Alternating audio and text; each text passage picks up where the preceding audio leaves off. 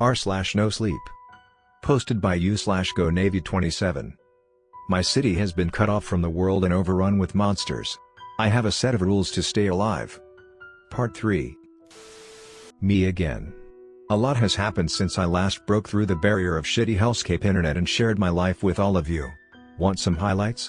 Too bad, you're getting them anyway. First off, I tried a couple of the things that were suggested to me by you guys.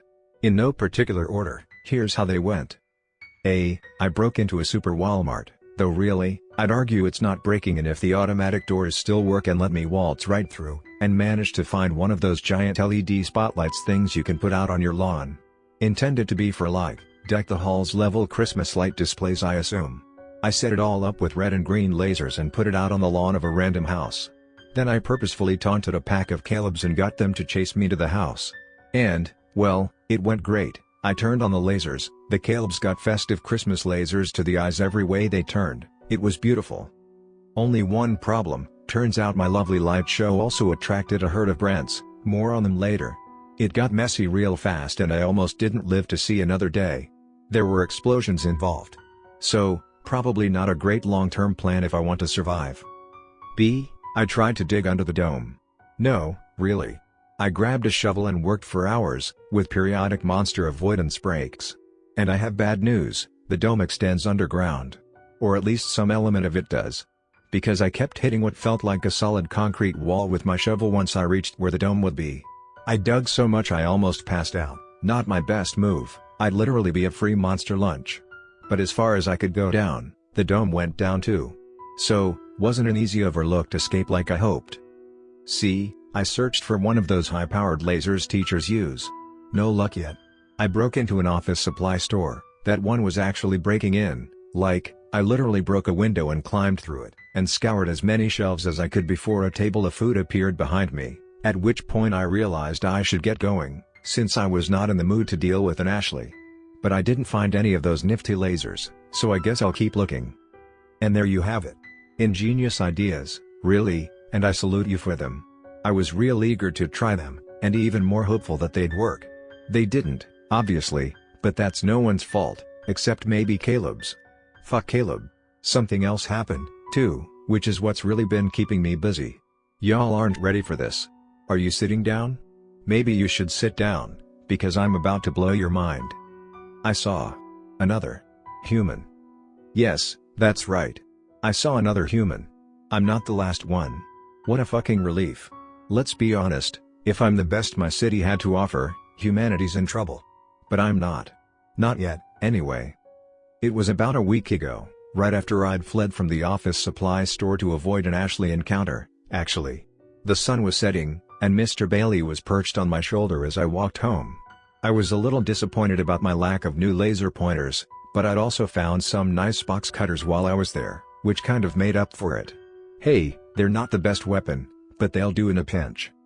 And that's when I saw her. Well, I saw the laser first. From behind a corner of a building up ahead of me, about 2 blocks away, a Caleb stumbled out of a back alley, shrieking its horrible shriek, a red laser aimed directly at its eye. I just stood there, my heart pounding, because let's be real, it couldn't see me anyway with the laser burning its eye holes, and I really wanted to see the source of the laser, since it might be another human, and another human would mean, 1, I wasn't the last of a decimated species in the ruins of a city, and 2, the other human was also capable enough to have figured out the laser trick. Still screaming, the Caleb fell to its knees, and as soon as it went down, a person dashed out of the alley and just fucking annihilated the monster. I almost felt bad for it, but not quite. The person had what appeared to be an axe, and they swung it first into the Caleb's chest, knocking it forcefully onto its back, and then repeatedly onto the Caleb's neck, somehow still managing to keep the laser directed at its eye the whole damn time. Did this person have 3 arms? No. I don't know how it was possible, but within seconds, the Caleb's head had come clean off, and I watched in shock, and yes, definitely awe, as it rolled over the curb, smoke still curling up and drifting into the sky from its obliterated eye sockets. And then it got better, because the person looked up and saw me.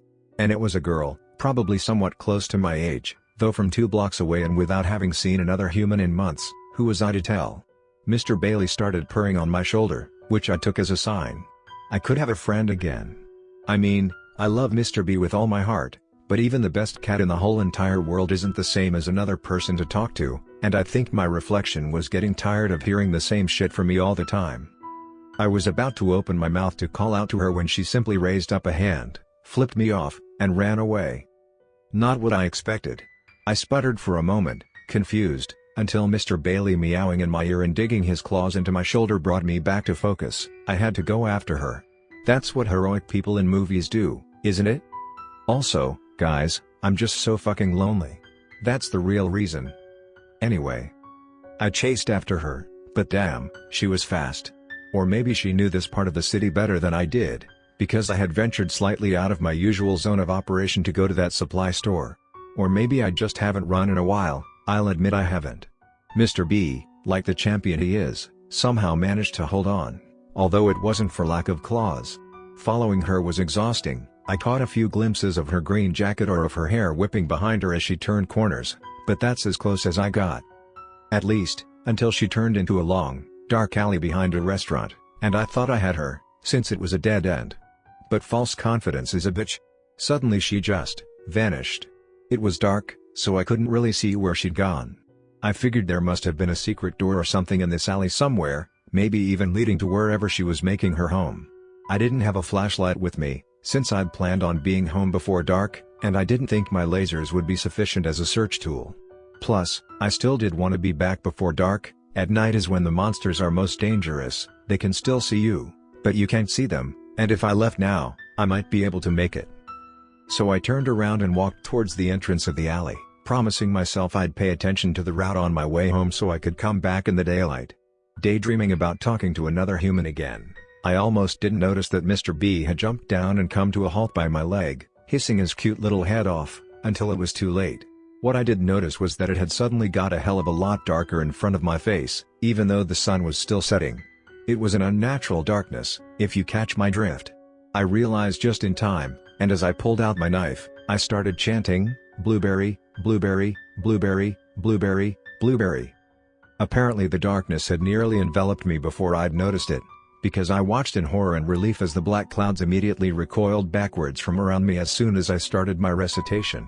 Following the path of their hasty retreat with my eyes, I saw exactly what I'd expected standing 6 feet away from me, a Dylan. Its deadly dark fog was returning to the usual posts surrounding its body, and it was covering its ears and glaring at me with its lantern eyes, all while I continued to repeat, "Blueberry, blueberry, blueberry," as forcefully as I could. It occurs to me that right about now I probably lost you. You're reading that last part and thinking, is he having a breakdown? But I assure you, I am not. Let me fill you in on rule number 9, and hopefully you'll stop questioning my sanity. For now, it's intact. No, really. Promise. Rule number 9, if you see a figure made of shadow or if it gets dark unnaturally fast, start saying blueberry and don't stop saying it. Seriously, you can't use the word blueberry too much. That rule exists because of Dylans. Long story short, they're creepy motherfuckers. They're tall, dark figures that mostly look like an angry shadow come to life. The only color on them is their eyes, glowing yellow, shining out of the inky darkness like nightlights. They are always surrounded by thick black fog, and by black, I mean, obsidian. You can't see worth shit through those clouds. It swirls around them. I think it may be a living entity of its own. Or maybe just an extension of the Dylan itself. I won't get into too many details of how I figured out rule number 9, but here's the fairly abridged version. When I first encountered a Dylan, its fog reached my arm before I realized what was happening, and where it touched me, my skin immediately began to blister before my eyes. Goddamn, did it hurt. In a matter of seconds, it looked like it was boiling, and it was horrifying. So, I just started running. The Dylan and its fog chased me, of course, and they were fast. I had to find a way to stop it, and soon, my knife and lasers had done nothing. Also, my vision was blurring from the pain in my arm. And based on my high school experiences, I was pretty sure it had given me a chemical burn, meaning that clown was acidic. And if it was acidic, and if it touched more of me, my entire body would blister and burn until my skin actually did melt off and my entire body slowly, painfully, dissolved. Thanks so much, Caleb, for that chemistry experiment disaster junior year, by the way. Fuck you. Anyway, I ended up in a toy store. Don't judge my choices, it was the closest building. As I felt burning on my neck, the clouds were almost overtaking me. I reached an aisle consisting entirely of talking dolls. You know, the kind that cry and laugh or say feed me. Or some shit like, I love playing with you. And, well, I was desperate, and my defenses hadn't worked, and I'm a bit of an idiot, and the Dylan was quite literally breathing down my neck, so I started grabbing dolls and throwing them at it. Better than nothing, right? One after the other, each of them shrieking something different or giggling creepily or sobbing invisible tears.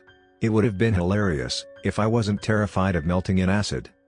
I don't think it would have worked, except that by some miracle, I happened to grab one that cheerily said, "Hi, my name is Blueberry Cobbler." No, I'm not shitting you. That was its name, apparently. Maybe it was a strawberry shortcake ripoff? I have no idea. And yes, you guessed it, on the word blueberry, the clouds retreated just a bit, and for a second I saw the Dylan cover its ears and glare at me, those lantern eyes narrowing to slits. In a show of exceedingly quick thinking for me, I put two and two together, and as the clouds started to rush back, I hesitantly tried it myself, praying my last-ditch idea would work, shouting blueberry. It did the same thing. I swear I almost got down on my knees and kissed the floor in thanks. I was saved. With the weirdest tactic in history ever used against a monster, ever, but I wasn't going to ask questions. So I just kept repeating the word blueberry over and over, and its fog stayed tightly wrapped around only its own body, and it came no closer as it desperately covered its ears. The story's less interesting after that.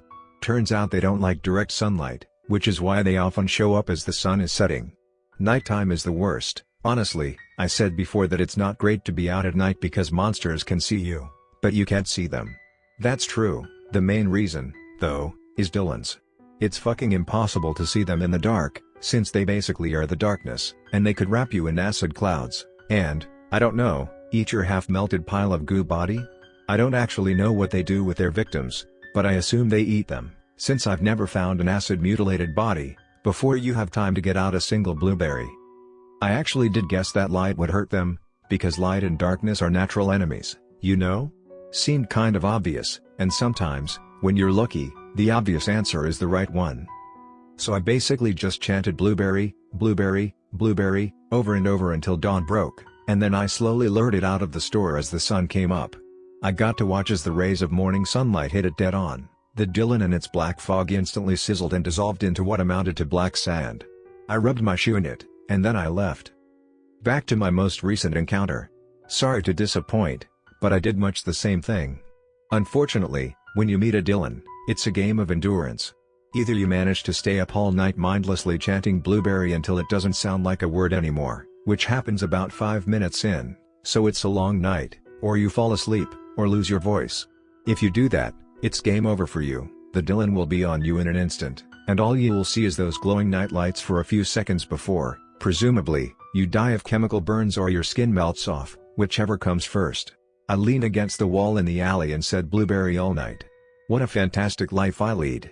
When it got dark, I walked and stood under a street lamp so that I could see at least a few feet around me. I didn't sit down, because I was afraid I'd doze off if I did. Mr. Bailey, the good friend that he is, didn't sleep either. He wound around my ankles at first, chirping, as if to reassure me he was still there, and eventually he sat by my leg like a little furry statue, staring intently at the Dylan's golden eyes. I was grateful for the comfort. See, here's the thing, I don't know how Dylans work, exactly. Your guess is as good as mine as to why the word blueberry holds them off but also prevents them from leaving before the sun rises. Somehow they can do nothing but cover their ears and glare. Is it a curse word or some kind of magic spell in their language? Is it a linguistic trap, somehow? Does it hurt them, control them, both? Most of all, is there a way to develop or expand upon it so that it kills them? It would be nice not to have to pull an all-nighter and lose my voice every time I encounter one. I sure as hell don't know. I'd like to find out someday, mostly because I'd like to be able to off those fuckers in a more timely fashion. But at least for now, I have something that lets me survive them, even if I sound like a complete fool doing it. In the morning, right before the sun came up, I stepped closer to the Dylan, my voice nearly cracking as I continued to repeat the mantra. It glared at me with those narrow yellow eyes, and since I couldn't say anything else besides blueberry, I settled for flipping at the bird. With both middle fingers. I hope it got the message. Rather anticlimactically, I watched as the dark shadow creature and its horrific dark acid cloud collapsed to black dust in front of me. I sighed in relief, and Mr. B meowed and jumped up onto my shoulder. Then I heard a terrible half growl, half screech from around the corner and seconds later saw a Caleb sprinting at me. Just another Monday morning, you know? Anyway, that was last week, and obviously I survived, since I'm here giving my updates to all of you.